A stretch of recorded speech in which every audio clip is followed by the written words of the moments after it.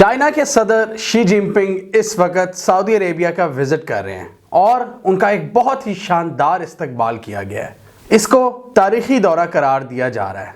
आज की इस वीडियो में हम जानने की कोशिश करेंगे कि सऊदी अरेबिया और चाइना के दरमियान ये जो फ्रेश इंगेजमेंट हुई है इसके क्या मकासद हैं, इसका क्या एजेंडा है और अमेरिका इसको किस निगाह से देख रहा है। चाइनीज सदर की गाड़ी को बड़े ज़बरदस्त तरीके से एस्कॉर्ट किया गया और उनको किंग पैलेस लाया गया। सऊदी रॉयल गार्ड के मेंबर्स अरेबियन हॉर्सेस पे सवार थे, सऊदी झंडों के साथ, और उस मौजूदगी में एक शानदार वेलकम किया गया। सारी दुनिया ने इस शानदार इस्तकबाल पर तबसरा किया है और साथ ही उन्होंने एक और इस्तकबाल को भी याद किया जो MBS ने बाइडेन का किया था, US प्रेसिडेंट का। जी हाँ, वहां पर तो फिस्ट बम से ही काम चलाया था, यानी हाथ भी प्रॉपर नहीं मिलाया था, और यहाँ पर तो जबरदस्त माहौल बना दिया। आज की इस वीडियो में हम जानने की कोशिश करेंगे कि किस किस्म की डील्स साइन की गई हैं इस विजिट में, इसका क्या इम्पैक्ट होगा, और हम समझने की कोशिश करेंगे चाइना और सऊदीया की थिंकिंग अलग अलग तरीके से। सबसे पहले तो हम ये देखते हैं कि सऊदीया क्या फ़ायदा देख रहा है अपना। सऊदीया क्या चाहता है?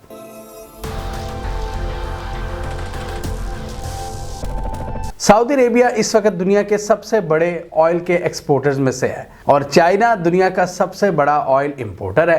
तो अगर इस एंगल को देखा जाए तो दोनों एक दूसरे के नेचुरल पार्टनर बनते हैं, ट्रेडिंग पार्टनर बनते हैं बेसिकली, कि ट्रेड तो इन्होंने एक दूसरे से करनी है। अगर दोनों मुल्कों की टोटल वॉल्यूम अगर देखें ट्रेड का तो वो है तकरीबन $80 बिलियन से ज़ायद, जिसमें मेनली सऊदी अरेबिया इनको अपना तेल बेचता है और चाइना सबसे ज़्यादा क्या चीज़ बेचता है वो है मशीनरी, जिसको सऊदी अरेबिया ख़रीदता है। और ओवरऑल तकरीबन दोनों की जो एक्सपोर्ट्स हैं एक दूसरे की तरफ वो बराबर ही हैं, $40 बिलियन के करीब। तो टोटल ये $80 बिलियन से ज़्यादा की ट्रेड बनती है। अब सऊदी अरेबिया यहाँ पर क्या सोचता है? सऊदी अरेबिया डेफिनेटली यहाँ पर इकोनॉमिक पॉइंट ऑफ व्यू से सोचता है, क्योंकि जहाँ इकोनॉमी की बात आती है तो वहाँ पर चाइना की भी बात आती है। सऊदीया भी समझता है कि दुनिया की इकोनॉमिक पावर चाइना बन चुका है और वो चाहते हैं कि चाइनीज़ यहाँ पर फ्रेश इन्वेस्टमेंट्स करें, कंस्ट्रक्शन में, ऑयल एंड गैस के सेक्टर में, टेक्नोलॉजी में। और साथ ही सऊदी अरेबिया ये भी चाहता है कि चाइना अपनी जो एनर्जी की ज़रूरियात हैं वो हमारे थ्रू पूरी करे। ये क्यों चाहता है सऊदीया? क्योंकि सऊदीया को भी इस चीज़ का अंदाज़ा है कि चाइना के पास और भी दो बड़े प्लेयर्स हैं जो चाइना की एनर्जी की ज़रूरियात पूरी कर सकते हैं और कर रहे हैं, जिनमें एक नाम है रूस और दूसरा नाम है ईरान। जी हाँ, ये भी चाइना के उतने ही पक्के दोस्त हैं, बल्कि सऊदी अरेबिया से ज़्यादा गहरे दोस्त हैं। तो Saudia as a top oil exporter चाहता है कि दुनिया की जो सबसे बड़ी मार्केट है ना चाइना, वहाँ पर जो मेरा बिजनेस है वो सिक्योर रहे और उसको रशियंस या ईरानियंस उसको एक्सप्लॉइट ना करें। अभी हमने क्या देखा था रशिया यूक्रेन जंग के बाद कि रशिया ने बहुत वाफर मिकदार में तेल बेचा और सस्ता बेचा। किस किस को बेचा? चाइना और भारत को बेचा सस्ते दामों में। तो यहाँ से चाइना ने अपनी बहुत ज़्यादा ज़रूरियात पूरी की, जिसको सऊदी अरेबिया ने बड़े गौर से देखा। ओए हो, ये क्या हो रहा है, कहीं मेरा मार्केट शेयर ये तो ख़राब नहीं हो जाएगा। तो इसलिए इस विज़िट में बड़े आपको अच्छे ऑप्टिक्स मिले हैं। MBS ने बड़ा ज़बरदस्त इस्तकबाल किया है। तो सऊदीज़ चाइना की ऑयल मार्केट में एक प्रोएक्टिव किरदार अदा करना चाहते हैं कि हमें अपना फेयर शेयर मिलता रहे। अब दूसरी तरफ चाइना की बात करें, चाइना की थिंकिंग की बात करें तो चाइना है दुनिया का सबसे बड़ा ऑयल इंपोर्टर। जी हाँ, चाइना को भी अपनी 1.5 अरब से ज़ायद आबादी उसकी एनर्जी की ज़रूरियात पूरी करनी है, उनको ऑयल एंड गैस देनी है।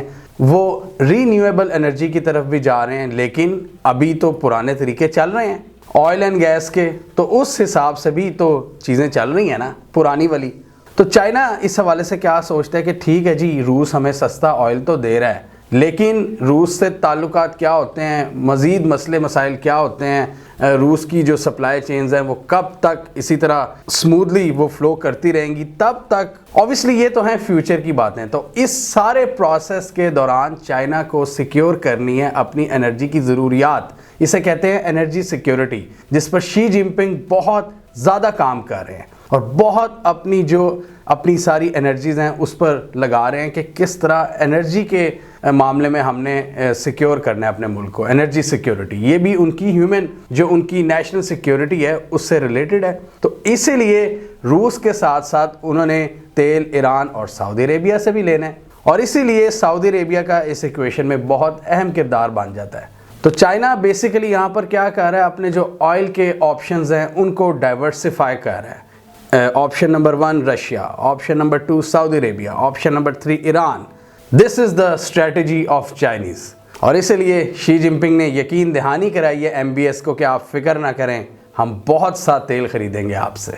अब जो सबसे बड़ी जिसको मैं हेडलाइन कहूँगा ना, यहाँ पर दोनों ममालिक ने एक स्ट्रेटेजिक एग्रीमेंट साइन कर लिया है, कॉम्प्रिहेंसिव स्ट्रेटेजिक पार्टनरशिप एग्रीमेंट, जिसमें बहुत ज़्यादा मुआहदे किए गए हैं। और इस बार की अगर बात करें तो सिर्फ इस दौरे में $30 बिलियन से ज़ायद के एग्रीमेंट साइन हो गए हैं, और डिफरेंट फील्ड्स में, जिसमें ग्रीन हाइड्रोजन है, इंफॉर्मेशन टेक्नोलॉजी है, ट्रांसपोर्ट सेक्टर है, कंस्ट्रक्शन है।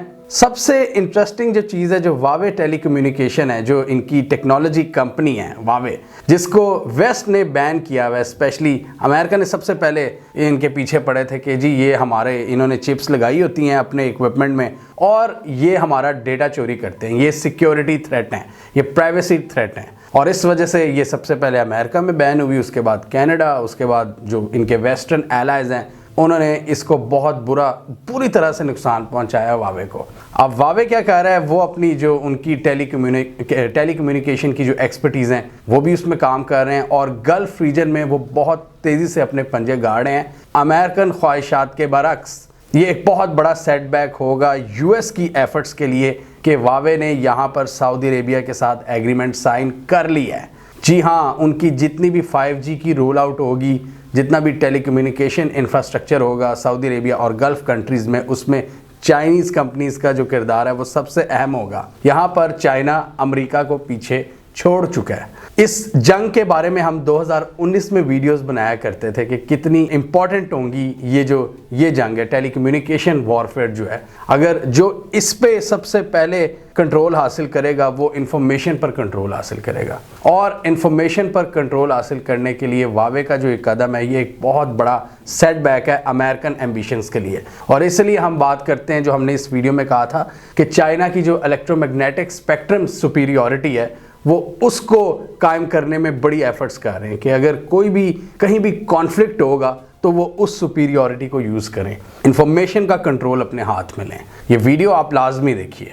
वावे यहाँ पर क्लाउड कंप्यूटिंग में काम करेगा, डेटा सेंटर्स बनाएगा और हाई टेक कॉम्प्लेक्सेस बनाएगा सऊदी सिटीज़ में। अब चाइना ने यहाँ पर स्ट्रेटेजिक एग्रीमेंट साइन किया है सऊदीज़ के साथ। इससे पहले चाइना आहिस्ता आहिस्ता एशिया के जो इम्पोर्टेंट ममालिक हैं उनके साथ ये कर रहा है, स्ट्रेटेजिक पार्टनरशिप्स को साइन कर रहा है BRI के एंगल से, मतलब उसमें BRI का भी एक एस्पेक्ट है। तो आप देखें, इन्होंने पाकिस्तान से स्ट्रेटेजिक पार्टनरशिप की $50 बिलियन की, जो CPEC था, ईरान के साथ $400 बिलियन की, और अब सऊदी अरेबिया के साथ भी एक strategic comprehensive strategic partnership framework में वो एंटर हो चुके हैं। और इससे पहले आप देखें मलेशिया, बांग्लादेश और भी एशियाई ममालिक के साथ चाइना अपने अलायंसेस बना रहा है, इकोनॉमिक अलायंसेस सेंट्रल एशिया के साथ। तो ये अमेरिका के लिए एक बहुत बड़ा थ्रेट है डेफिनेटली।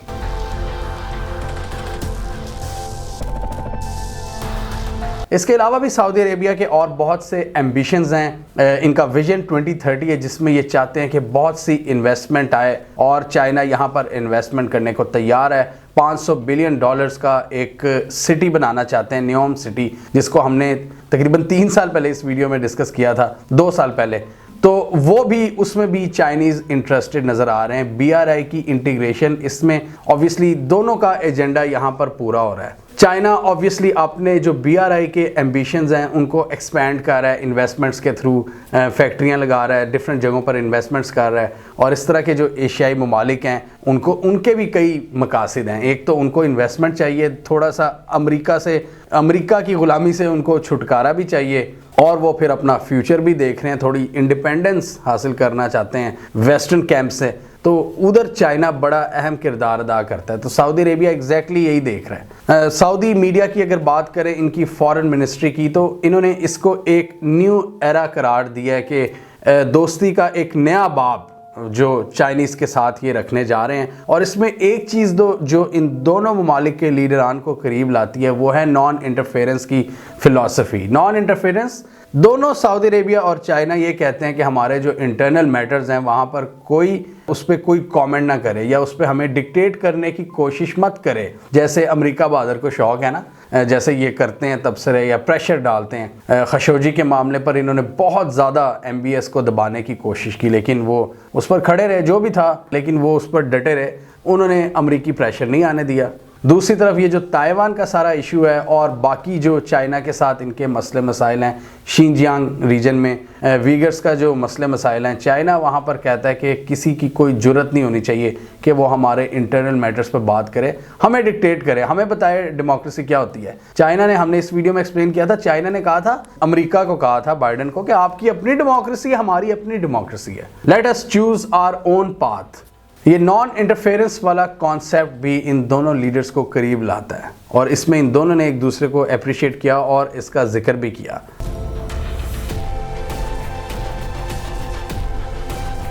अब इस पूरे मामले को, इस पूरी दोस्ती को, इस सारी ऑप्टिक्स को obviously western media, western analyst और अमेरिका बहादुर बड़े गौर से देख रहे हैं, क्योंकि डेफिनेटली अमेरिका के लिए एक सेटबैक की सिचुएशन है। अब मैं आपको बताता हूँ असल सेटबैक अमेरिका को क्या लगा है इसमें। अमेरिका को इसमें मसला नहीं है कि इनकी ट्रेड कितनी बढ़ती है या वॉल्यूम कितना होता है, 80 बिलियन डॉलर होता है, 100 होता है, 500 बिलियन डॉलर होता है, इससे अमेरिका को मसला नहीं है। अमेरिका का जो मसला होने जा रहा है ना, इन्होंने इस मीटिंग में इशारा दे दिया MBS और शी जिनपिंग ने कि अब हम अपनी ट्रेड का कुछ हिस्सा जो चाइनीज करेंसी है युआन, उसमें करेंगे। तो ये एक, जिसे कह सकते हैं कि अमेरिकन हेजीमनी जो इस वक्त नीचे जा रही है, उसको बहुत बड़ा धचका लगेगा, क्योंकि बेसिकली इन्होंने अपनी पावर पूरी दुनिया में जो अपनी धौंस जमाई हुई है वो पेट्रो डॉलर की बेस पर के सारी ट्रेड आपकी डॉलर में होगी। ये किसी भी मुल्क को सैंक्शंस लगाकर तबाह बर्बाद कर देते हैं, अपने बैंकिंग चैनल्स जो उनके स्विफ्ट पेमेंट सिस्टम होता है उससे निकाल देते हैं, वो मुल्क ट्रेड ही नहीं कर सकता, ना उसमें कोई दुनिया की और कोई चीज़ आती है। ईरान इसकी एग्जांपल है। तो ये पावर अब इसको आहिस्ता आहिस्ता रूस और चाइना चैलेंज करना शुरू हो गए हैं, क्योंकि उन्होंने जो अपनी ट्रेड की है वो लोकल करेंसी में की है। इंडिया ने भी यहाँ पर, इंडिया और रूस की भी बात हुई थी लोकल करेंसी में ट्रेड करने की, तेल खरीदने की। और अब सऊदी अरेबिया ने ये बात शुरू कर दी है, ये शोशा छोड़ दिया है। वो सऊदी अरेबिया जिसकी जो अमेरिका से दोस्ती हुई थी, वो बुनियाद ही उसकी पेट्रो डॉलर था। डॉलर में सारी तेल की खरीदो फरोख्त होगी और उसकी बेस पर इन्होंने कई मिस एडवेंचर्स भी किए, कई जंगें इन्होंने इकट्ठी लड़ी, सऊदीया और अमेरिका ने। ये पूरा एक कैंप था मिडिल ईस्ट में। अमेरिकन एम्बिशंस को कौन पूरा करता था? Saudi Arabia. तो this will be a huge setback for American ambitions. क्या आप देखें कि यहाँ पर सऊदी अरेबिया तो डाइवर्सिफाई करने निकल पड़ा अपने ताल्लुकात को, वो भी चाइना के साथ जो इनका सबसे बड़ा दुश्मन है, खुद अमरीकी मानते हैं। तो ये आप कह सकते हैं कि एक पूरा पैराडाइम शिफ्ट हो रहा है। ये हम तारीखी इवेंट्स देख रहे हैं, ये सारा सिलसिला शुरू हो चुका है। अमेरिका की हेजीमनी ये इसमें टूट फूट शुरू हो चुकी है और आहिस्ता आहिस्ता हम देखेंगे किस तरह अमेरिका बहादुर का डाउनफॉल आएगा। ये लोकल करेंसी में ट्रेड की बात अमेरिकन के लिए बहुत बड़ा धचका है। अब देखें अमेरिकन इसमें क्या करते हैं। ये जो पूरी कोल्ड वॉर इस वक्त चल रही है चाइना और यूएस के दरमियान, ये एक बहुत बड़ा बाब होगा। अब ये बड़ा एक जिगरे वाला फैसला है जो सऊदी अरेबिया लेने जा रहा है, और वो भी MBS की सरबराही में एक 37 साल का लीडर जो इस वक्त सीरियसली हिट कर रहा है अमेरिकन एम्बिशंस को। इन्होंने अमेरिका के कहने पर, जो अमेरिका कह रहा था ओपेक प्लस को कि ऑयल सप्लाईज बढ़ाएं, इन्होंने नहीं बढ़ाई, बहुत बड़ा पंगा लिया। और वहाँ पर बाइडन ने इनको धमकी लगाई कि आपको कॉन्सिक्वेंसेस बर्दाश्त करना पड़ेंगे। MBS खड़ा रहा।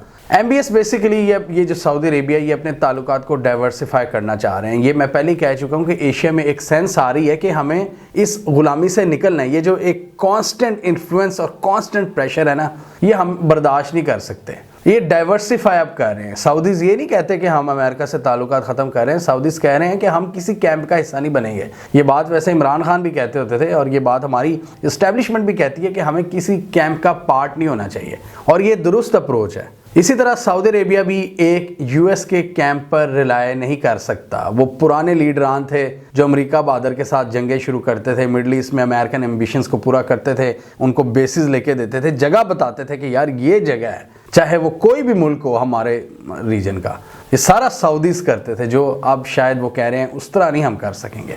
हर चीज़ का एक टाइम होता है ना। ये लोग भी अब अंदाज़ा लगा रहे हैं कि उनके गोडों में इतना पानी नहीं रहा।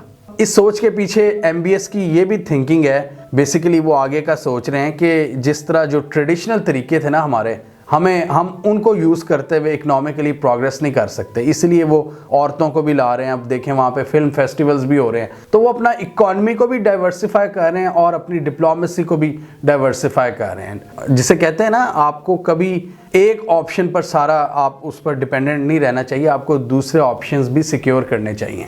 तो बेसिकली सऊदीया और चाइना यही कर रहे हैं। सऊदी अरेबिया अपनी टोटल रिलायंस एक कैंप पर नहीं छोड़ना चाहता, और डेफिनेटली ये चीज़ सऊदी अरेबिया और US के दरमियान जो लॉन्ग टर्म स्ट्रेटेजिक ताल्लुकात थे उनमें एक डेंट डाल देगी, बल्कि आई थिंक डाल चुकी है।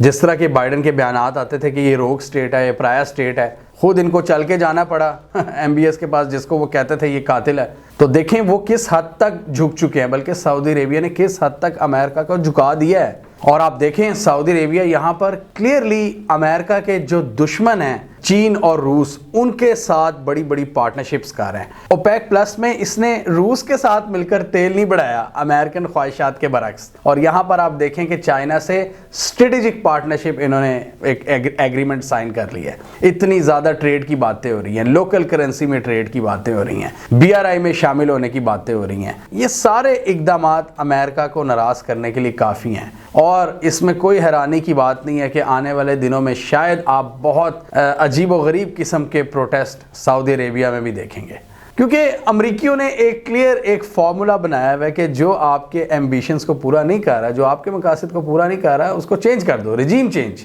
सीधी सीधी बात। मेरे लिए जो पॉजिटिव चीज़ ये है, जैसे मैं हमेशा से कहता हूँ कि फ्यूचर इज़ एशिया। एशिया में ये थिंकिंग डेवलप हो रही है कि हमें अब आज़ाद होना है। बहुत हो गई, बहुत हो गई। पाकिस्तान में भी कुछ पिट्ठू हैं जो अभी भी अमेरिकन एम्बिशंस को पूरा करने निकले हुए हैं, क्योंकि वो डॉलर्स के भूखे हैं, उनको अपने पर्सनल इंटरेस्ट पूरे करने हैं। उनकी जायदादें हैं वेस्ट में, वो बंद हो जाएंगी। उन जायदादों को ये अमरीकी ब्लॉक कर देंगे, जैसा कि रशियन बिलियनर्स की जायदादों के साथ उन्होंने किया है। तो क्या कर रहे हैं वो इस वक्त, जो यहाँ पे लोकल हमारे मसले करने वाले लोग बैठे हैं, जो कि अमेरिका को मास्टर्स कहते हैं, जो कहते हैं कि आप ही हमारे आका हैं, ये हैं वो प्रॉब्लमेटिक लोग जो इस वक्त हमारी आज़ादी की राह में एक रुकावट है। ये एक इंडिपेंडेंस की बात ये सिर्फ इमरान खान नहीं कर रहा, ये चीज़ हम इंडिया में भी देख रहे हैं, ये चीज़ हम पूरे गल्फ़ में देख रहे हैं, सऊदी अरेबिया में देख रहे हैं। ये चीज़ हम अब आप पूरा देख लें कि ये चीज़ ये सोच हम अपनी एशिया की पूरी पट्टी में देख रहे हैं। इस सोच को समझने की ज़रूरत है, जो नहीं समझेगा वो कुचला जाएगा। एशिया में एक फीलिंग क्लियरली नज़र आ रही है कि इस रीजन के मसाइल रीजन में ही हल होने चाहिए, यहाँ के लीडरान को मिल बैठना चाहिए, जैसा कि ये अफ़गानिस्तान की दफ़ा कर रहे थे। ये आपस में मिलकर बैठ जाएं तो ये पूरा रीजन जिसके पास इतने ज़्यादा रिसोर्सेज है, ह्यूमन रिसोर्स है, नेचुरल रिसोर्स है, ये यूरोप को बहुत पीछे छोड़ सकता है, और उसका आगाज़ हो चुका है। एक बार फिर कहूँगा मैं, फ्यूचर इज़ एशिया। हमें कमेंट सेक्शन में बताइए आपके ख्याल में सऊदी अरेबिया को इस बड़े इक़दाम के नतीजे में क्या मुश्किलात फेस करना पड़ सकती हैं। जैसे मैंने एहतजाज वाली बात की, या कोई और पॉसिबिलिटी आपके जहन में अगर हो, कमेंट कीजिए। इसके अलावा हमारा यूट्यूब चैनल सब्सक्राइब कर लें, साथ ही वो बेल आइकॉन भी दबा लें, ताकि वो स्टोरीज़ दुनिया भर से, पाकिस्तान से, जिनकी मेन स्ट्रीम मीडिया पर प्रॉपर कवरेज नहीं होती, हमारे प्लेटफॉर्म के थ्रू आप तक टाइम पर पहुँच जाएँ।